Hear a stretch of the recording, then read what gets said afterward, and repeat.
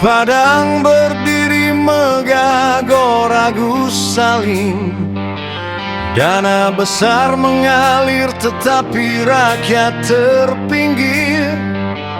Pedagang kecil harus berjuang sendiri. Hutang menjerat demi bertahan hidup ini.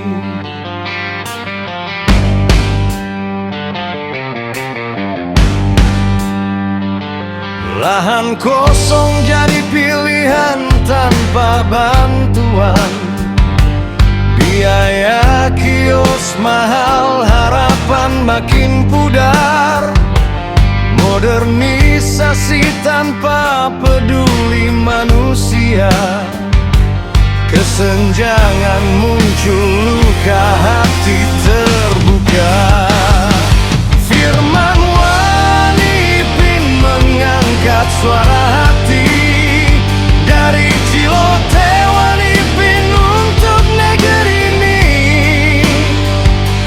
Keadilan sosial harus jadi prioritas.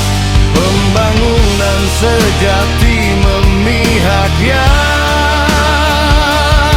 lemah.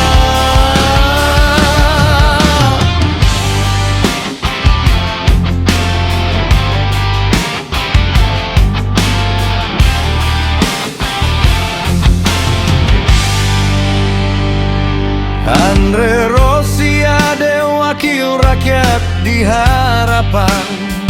Gunakan kuasa untuk rakyat yang sedang terjepit. Kerjasama harus hadir menyelesaikan, agar nasib rakyat tidak terus tertindas.